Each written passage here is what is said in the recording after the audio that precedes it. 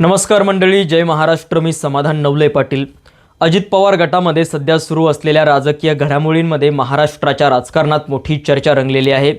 विशेष म्हणजे या सगळ्या घडामोडींच्या केंद्रस्थानी आता उपमुख्यमंत्री सुनेत्रा पवार यांचं नाव पाहायला मिळतंय. अजित पवारांनंतर पक्षाची जबाबदारी त्यांच्या खांद्यावर आली खरी, पण त्यानंतर पक्षामध्ये ज्या हालचाली सुरू झाल्या आहेत त्यावरून त्यांच्यासमोर मोठं आव्हान उभं राहिल्याचं बोललं जात आहे. सुनेत्रा पवार आता ज्या पद्धतीत खेळ करत आहे किंवा ज्या पद्धतीत ते पक्ष सांभाळत आहे, सगळी जबाबदारी फक्त त्यांच्याकडे झालेली आहे. सुरुवात झाली ती म्हणजे राष्ट्रवादीच्या राष्ट्रीय कार्यकारिणीत झालेल्या बदलांपासून. प्रफुल्ल पटेल आणि सुनील तटकरे आणि छगन भुजबळ यांच्यासारख्या ज्येष्ठ नेत्यांना सुरुवातीच्या यादीपासून वगळण्यात आलं. नंतर ही तांत्रिक चूक असल्याचं सांगितण्यात आलं. पण राजकारणात अशा गोष्टींमधून मोठे संदेश दिले जातात असं मानलं जातं. तर दुसरीकडे पवार कुटुंबातील सदस्यांना अधिक महत्त्व दिलं जात असल्याची चर्चा आता सातत्यानं सुरू झाली होती.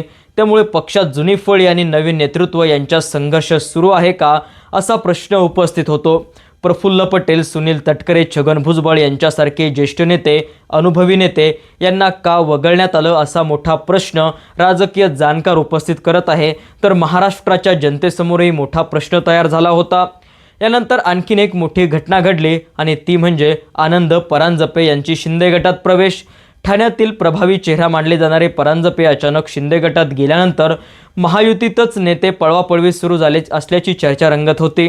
कारण सुनेत्रा पवार पक्ष मजबूत करण्याचा प्रयत्न करत असतानाच मित्र पक्षांनीच त्यांच्याच गटातील नेता खेचून आणल्यामुळे हा थेट राजकीय धक्का मानला जातोय.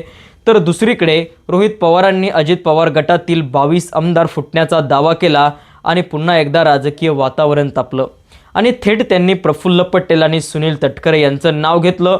मात्र त्याचवेळी शरद पवारांनी या दोन्ही नेत्यांना उघडपणे कौतुक करत त्यांच्यावर विश्वास ठेवला.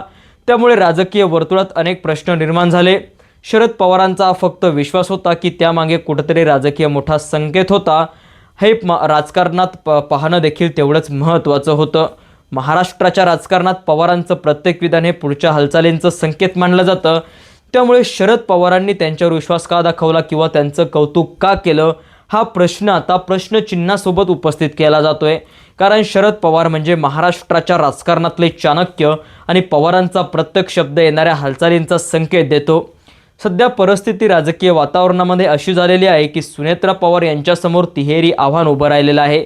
एक म्हणजे पक्षातील नाराजी रोखणं, दुसरं म्हणजे महायुतीतील मित्र पक्षांकडून होणाऱ्या राजकीय हालचालींना उत्तर देणं आणि तिसरं म्हणजे स्वतःचं नेतृत्व सिद्ध करणं. कारण अजित पवारांनंतर पक्ष एकसंघ ठेवणं ही सोपी गोष्ट नाही.